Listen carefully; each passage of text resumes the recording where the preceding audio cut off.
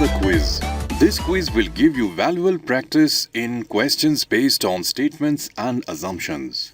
So let's see what are the directions for answering the questions from question number 1 to 5. In each question below is given a statement followed by two assumptions numbered 1 and 2. An assumption is something supposed or taken for granted. You have to consider the statement and the following assumptions and decide which of the assumptions is implicit in the statement. Give answer.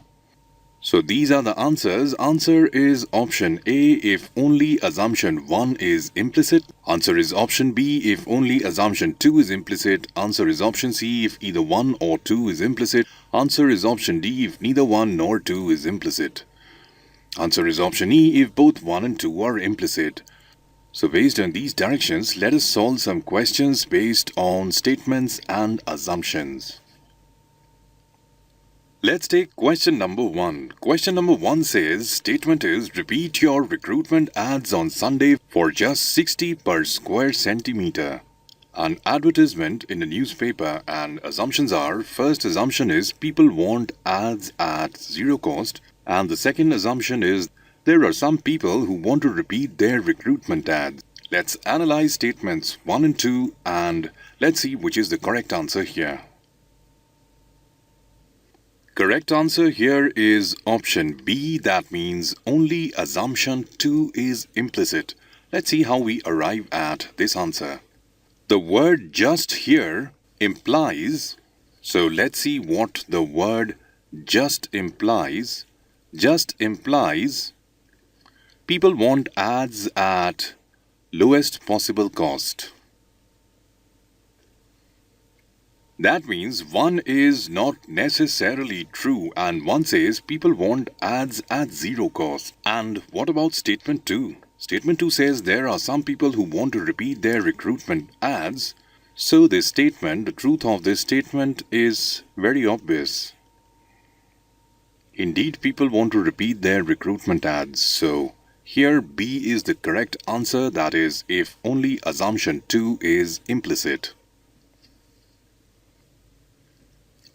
After solving question number 1, let's take question number 2. The statement in question number 2 says, quit drinking before it destroys you. This is a notice issued in public interest by XYZ department. And assumptions here are, first assumption is people fear being destroyed, and second is drinking breaks the drinker's family.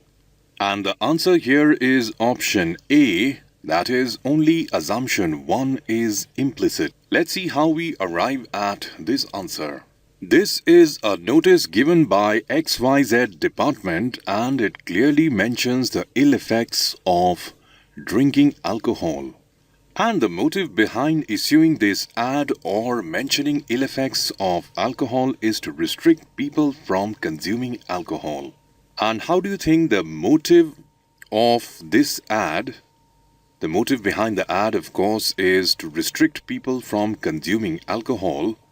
Be fulfilled. Well, for fulfilling the motive, statement 1 must be assumed that people fear being destroyed. And the second statement here is too obvious, so it can't be implicit. The second statement says drinking breaks the drinker's family.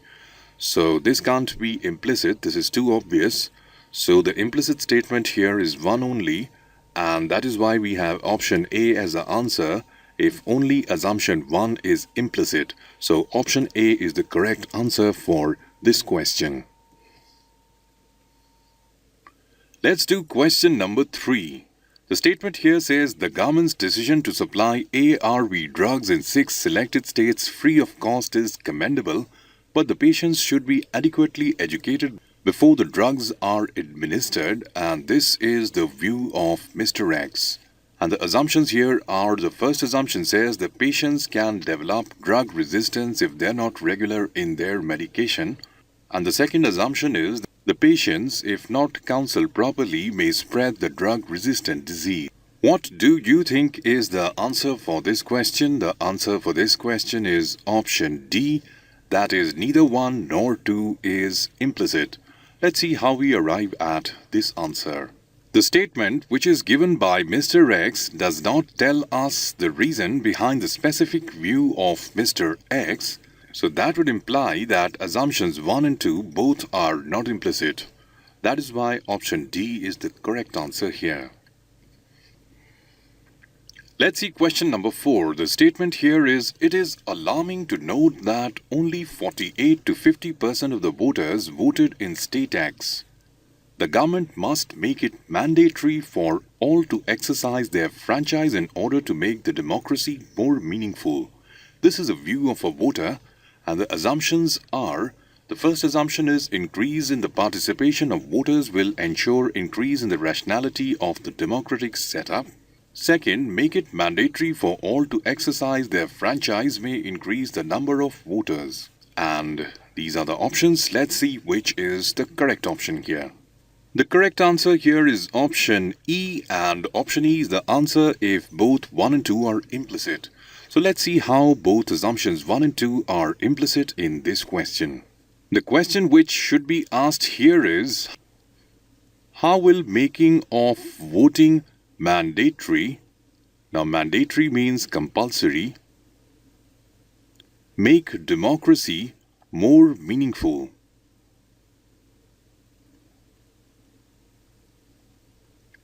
And obviously, for mandatory voting to make democracy meaningful, we must assume statements 1 and 2. Statement 1 is increase in the participation of voters will ensure increase in the rationality of the democratic setup. And option 2 is making it mandatory for all to exercise their franchise may increase the number of voters. So both 1 and 2 are implicit here. That is why we have option E as the answer.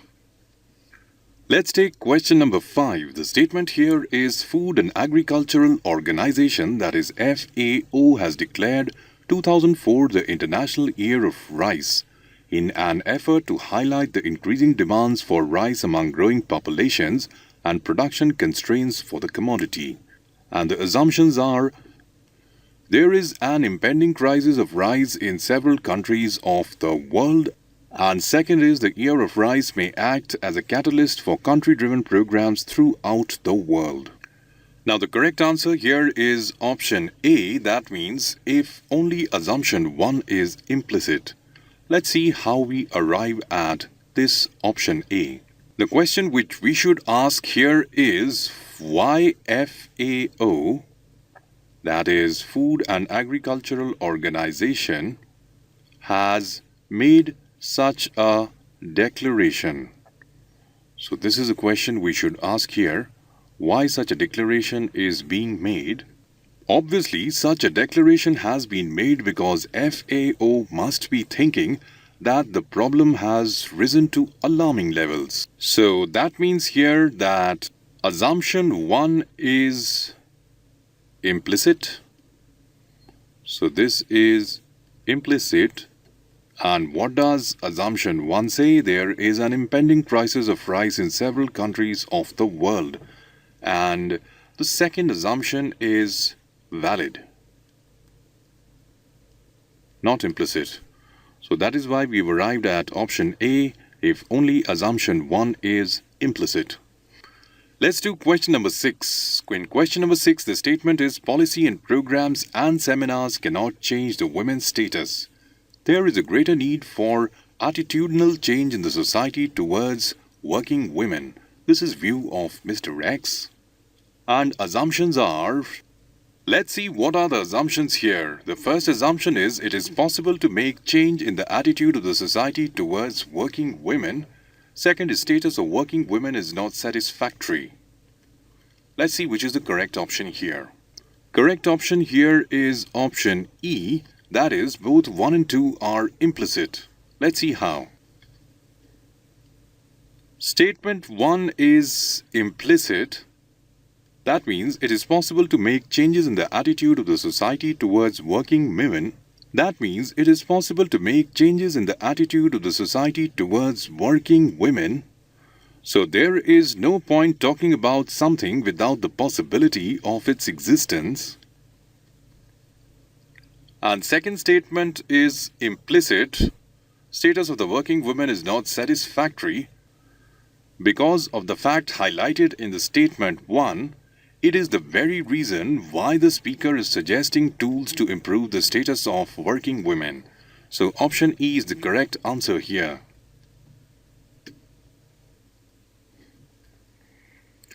Let's do question number 7. The statement given here is Government of State X's step according to which it has been decided to provide cooked meal to the students of all primary schools of the states is not a proper and judicious step.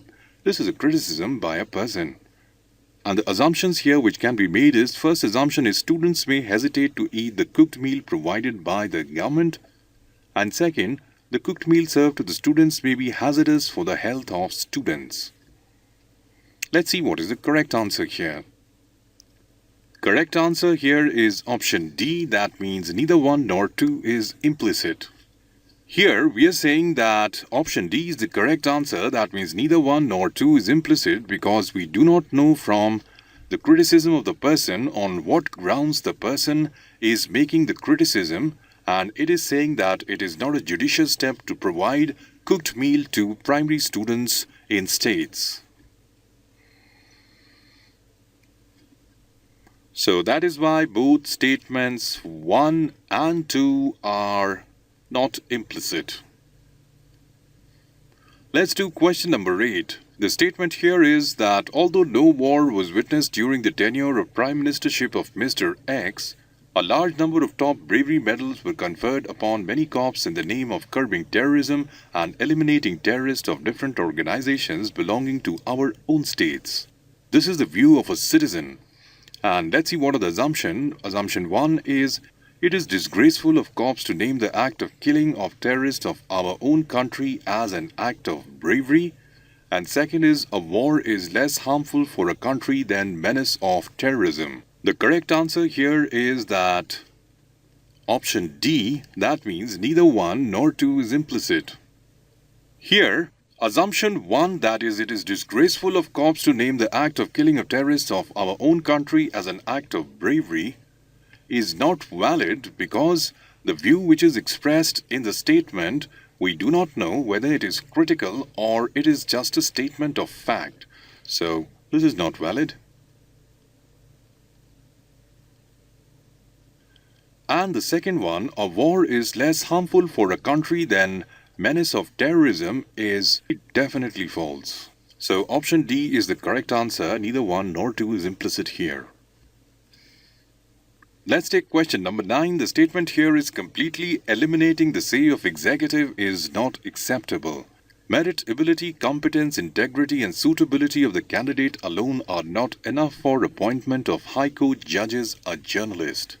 And the assumptions here are, the first assumption is person's social outlook, concern for public interest and promotion of equality, and his or her political outlook are also equally important. The second one is executive consultation will ensure greater transparency of the appointment. Let's see which is the correct option here, and correct option here is option B. That means only assumption 2 is implicit. Statement 1, that person's social outlook, concern for public interest and promotion of equality, and his or her political outlook are also equally important. This is not implicit as it is going into unnecessary details. So this is not implicit. Statement 2 here is executive consultation will ensure greater transparency of the appointment. Well, this is implicit here. And why is this implicit? Let's see. It is implicit because the journalist here who is making this statement is laying stress on the role of executive in the appointment of High Court judges. So option B is the correct answer here.